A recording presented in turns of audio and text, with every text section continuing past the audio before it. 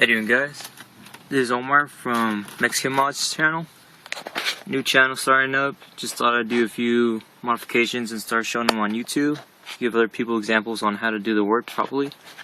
Today I'm installing this Diablo capacitor. I get it for a cheap price, about $35 on eBay. I don't know if you can find them cheaper anywhere else. I mean, any capacitor would do, as long as the ferrits are good and it takes the right amount of watts for your amp. Right now I'm powering it up with the 1000 watt Explode Sony, and my amp's powering a 1000 watts Explode subwoofer. Now the thing is, here there are right ways and then there's wrong ways to do this. Many people do it the right way, other people do it the wrong way on how to install their capacitor. Some simple tools that I've used for my installation was soldering gun. Pretty cheap, getting about $25, maybe cheaper anywhere else, I don't know, but this is a good brand, pretty good, useful stuff. And then a nice drill, drill holes, that way so you can get specifically. The thing is with these are, some of them come with plastic, or they're made out of steel.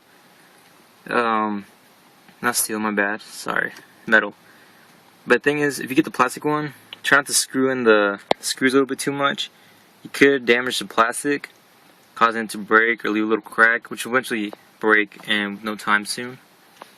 Now the thing is, before you even start anything with the audio,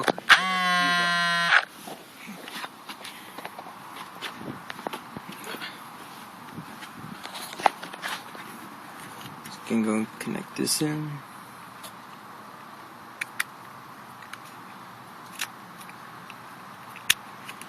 Connect it back in.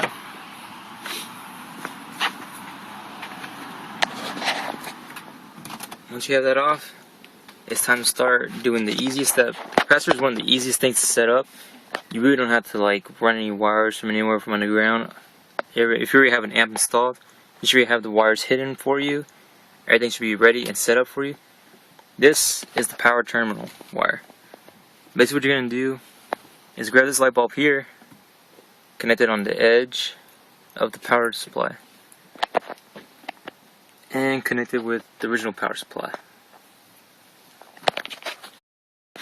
Alright, now the key thing is, when I mean people do it the wrong and the bad way, is the ground cables. The capacitor has to have its own ground cable, and so does the amp. You have them both together, could cause little problems here and there. Maybe a little, I don't know, it caused some huge problems. I've seen it before, heard some reviews, seen them, read them, anything. Look on YouTube, you can see some people making that dumb mistake. Honestly, just keep them both separate. I know that the car runs together with the same metal, but the wires, they work differently when you're running them different places. Now, I mean, it doesn't really matter. Usually a good setup for these take about 25 minutes if you're already soldering everything up, using the soldering gun to solder the wires together.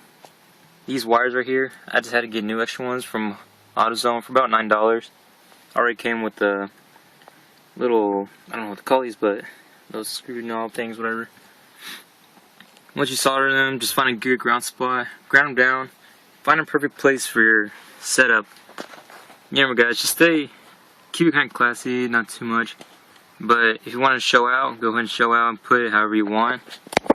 Because making your car look different from other cars is the best way to just show off your car and have fun with it. Now what I'm going to show you here is, now that you have the ground wire separate from this one to this one, that's one thing. But the power terminals, you're going to have these two together. Not right now, but first let's charge up the capacitor. Alright, once you have these, you have it connected with the light bulb and this. And you're just going to plug it in with the power. Alright, sorry, can't get a good ground on this. There you go.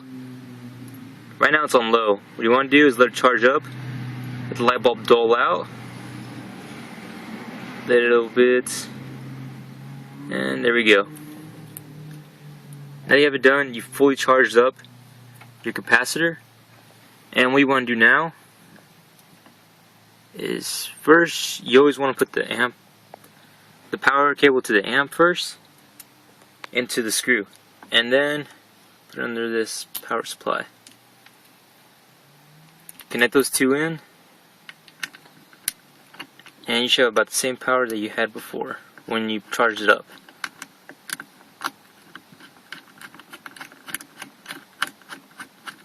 Don't worry, the capacitor does not kill your battery. Doesn't matter. You have to charge your battery every now and then, just because the capacitor is what you think is like taking away all your energy, taking away your power supplies. The great thing about the capacitor, it's a great tool to have. Just keep both your amp power usage and your light power usage from your battery to your car. This keeps from dullness going out from your regular lights and keeping all the lights fade away. It gives a little bit more power to your amp itself, so it has a little bit more juice into it. Setup and everything's okay. Make sure you have everything. Remember guys, taking your time is always best. Key thing, make sure you're doing everything right. Don't want to have any problems with this, don't want any sparks. Never let those two terminals touch together. And from there you should be good to go. Now what people ask is, how do you discharge your capacitor? Basically what we're going to do here again, unscrew this. Unscrew, all you have to do to unscrew is just the power one.